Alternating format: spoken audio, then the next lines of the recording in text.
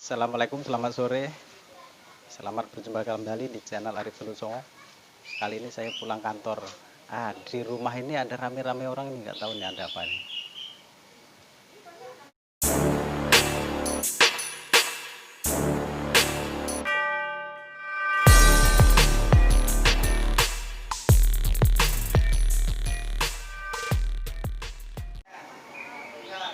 Di dalam masih ada sosialisasi dari bapak-bapak. Kita belum tanya sih dari mana-mana.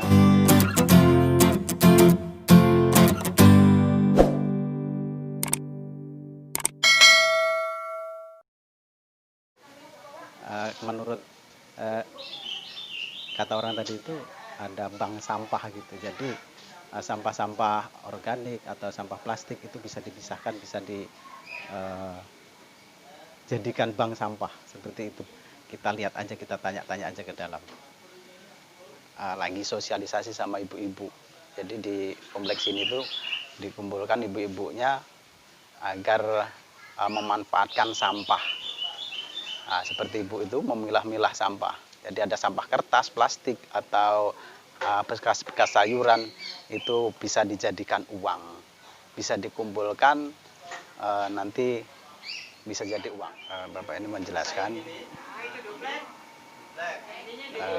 jenis-jenis kertas, mana yang duplex, mana yang buram.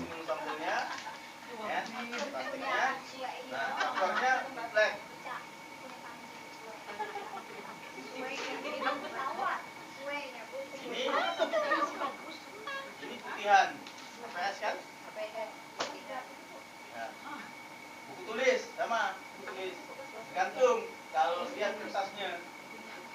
Biasanya buku tulis, buku tulis isi buku tulisan APS. Biasanya lazimnya. Biar ibu-ibu ini jadi kreatif, biar nggak buang sampah sembarangan. Toko atau kantor yang buat SPJ itu biasanya ada kertas NCR yang warna-warni loh, kan, putih, pink, hijau, gitu kan? Daripada dibuang. Daripada dibuang. Nah, jadi kita udah kerja sama dengan pihak ketiga. Jadi ada untuk aktivator. Ada MOU lah sama pihak ketiga. Jadi tidak dijernihkan lagi. Enggak di apa? Ya, satu itu kan, tapi tolong enggak. Kita udah. Karena kita memang udah kerja sama. Jadi, tapi enggak di sini. Enggak ada kadaluarsa mau kapan pun silakan. Kalau ibu, ini udah lumayan banyak timbang ya, gitu. Udah timbang. Mau 3 bulan atau setahun kemudian baru dapat 1 kilo, ya timbang tahun depan gitu. Enggak, atau setengah kilo timbang atau berapa on ya. Pokoknya, wah ini timbang aja lah ya. Tapi kalau mau kumpulkan banyak, ya sampai tahun depan tuh nggak apa, tahun depan ya baru timbang. Itu ya, itu yang jelantah. Kemudian itu masuk B3, bahan berbahaya sebenarnya. Nah, itu limbah kan. Nah, kemudian aki motor, mobil. Jangan pula anti motor bapak itu. Oke, soak itu kan itu.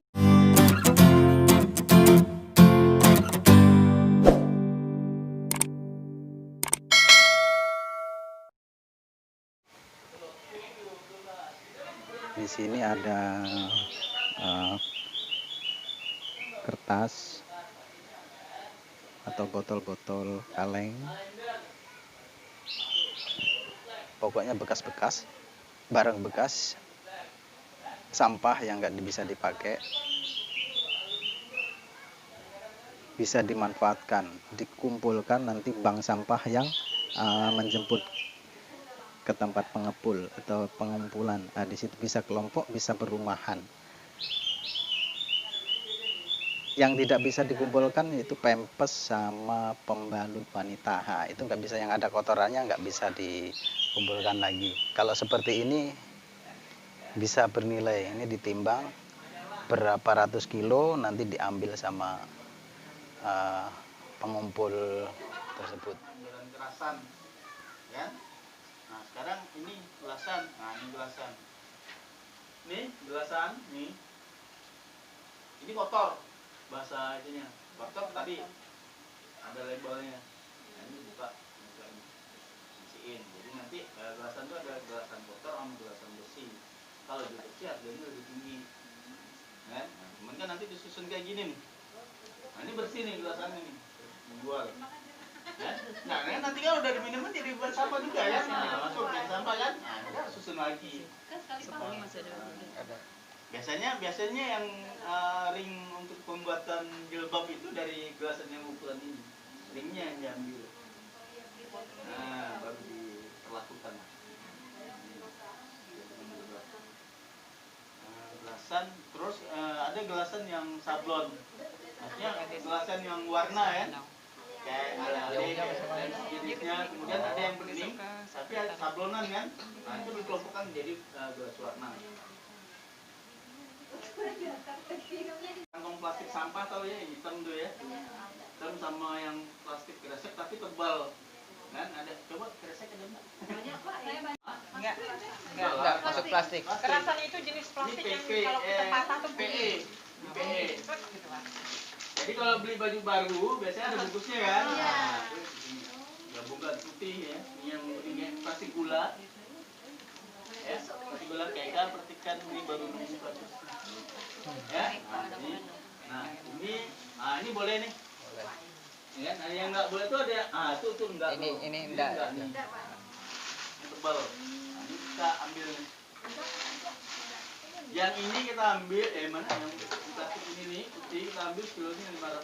Ya, yang ini Yang agak tebal plastiknya. Itu 300 Pak sama. ya. Tapi agak tebal ya kalau yang hitam. Kalau yang kayak tadi tuh enggak. Ya. Hitam enggak masuk. Hitam boleh, hitam tapi tebal. Yang agak tebal tuh Pak. Kalau itu tipis benar. Terang. Jadi di rumah saya ini ada sosialisasi ibu-ibu, sosialisasi Oh, Bapak besok langsung dapat Untuk, komandan ya.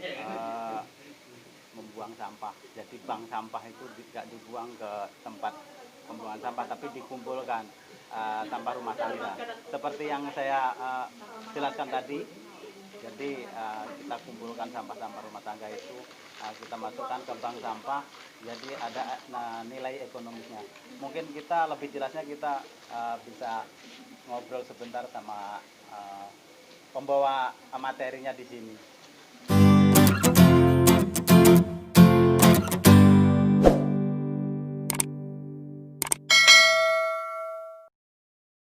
Dengan Ibu siapa?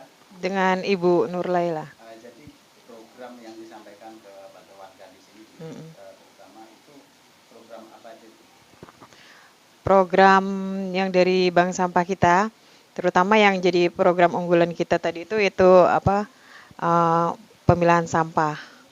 Jadi maksud tujuan kita datang ke sini itu biar warga, biar masyarakat itu tahu bagaimana cara mengedukasi sampah sesuai jenisnya. Karena sampah itu kan kalau kita pilah dari jenisnya masing-masing itu bisa menghasilkan seperti uang, nilai ekonomis, bernilai ekonomis lah untuk masyarakat, terutama untuk ibu-ibu rumah tangga. Karena kan sampah yang dihasilkan dari rumah tangga itu luar biasa sekali, dari sampah basah sampai sampah-sampah kering. Jadi kalau sampah rumah tangga yang organik itu bisa kita buat pupuk. Jadi salah satu program juga dari bank sampah itu pupuk cair. Kita juga memproduksi pupuk cair yang berasal dari limbah rumah tangga itu tadi, seperti sayur-sayuran, buah-buahan, ataupun bekas kita ikan, ayam dan sebagainya lah, pokoknya yang ada di dapur gitu. Itu kira-kira kalau kita kumpulkan itu bisa perorangan atau kelompok atau mungkin satu desa? Ya, selama ini Ibaratnya individu gitu ya. Jadi selama ini yang setelah berjalan itu kalau dalam skala besar itu ada yang per desa, tapi ada juga yang per RT, ada juga yang per dusun. Jadi tergantung cara mereka lah ya, cara mereka inginnya. Kalau yang di skala besar kayak per desa itu kan lebih besar tuh, jangkauannya juga lebih luas. Kalau per RT itu kan lebih kecil, jadi lebih enak lah memanagenya, itu lebih enak karena kan lebih sedikit. Jadi tergantung lah itu. Tapi yang pastinya itu masing-masing individu lah, bukan perorangan. Intinya dari rumah, ya kita bentuk bank sampah di RT atau di RW atau di dusun masing-masing. Jadi warga masyarakat itu menabung sampahnya di bank sampah tersebut. Jadi nanti mereka tidak terima uang, tapi menerima buku. Jadi jumlah sampah atau sampah yang mereka jual tadi akan dibukukan di buku seperti buku bank. Ya, kita juga punya bukunya, Kak Yun, tolong Kak Yun. Jadi bukunya itu seperti buku bank, ada debitnya, ada jadi istilahnya itu sama lah Mas kayak bank gitu. Jadi kita menabung, uangnya bisa diambil kapan saja dan uang itu dari sampah itu tadi. Jadi kalau kita ke pengepul biasa tuh biasanya kan kalau kita jual barang itu dapat 10 atau 15.000 itu akhirnya uangnya dikasih ke kita habis. Tapi kalau ini uangnya ditabung.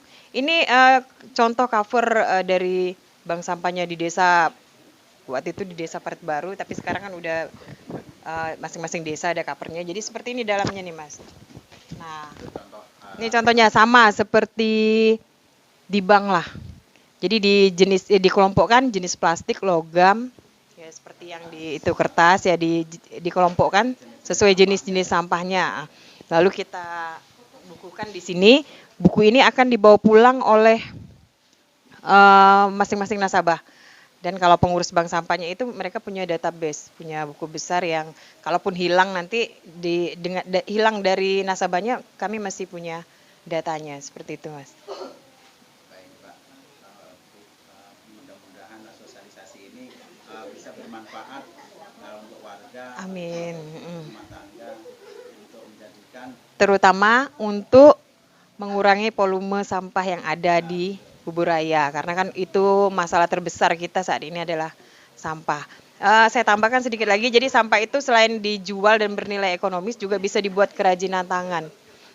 Contohnya di desa-desa di sekitar kita atau di desa ini Kuala Dua itu udah kalau mau lihat gitu kerajinan tangannya silakan datang ke Sumber Maju 1 RT berapa Mbak Eka? RT 16, di situ banyak tuh kerajinan tangan dari daur ulang sampah. Seperti itu, Mas. Ada nilainya, iya. Sama-sama. itulah kira-kira gambaran dari bank sampah dan kita memanfaatkan sampah-sampah rumah tangga dijadikan nilai-nilai ekonomi. Terima kasih sudah menonton. Jangan lupa like dan subscribe. Boleh lah Mas nanti.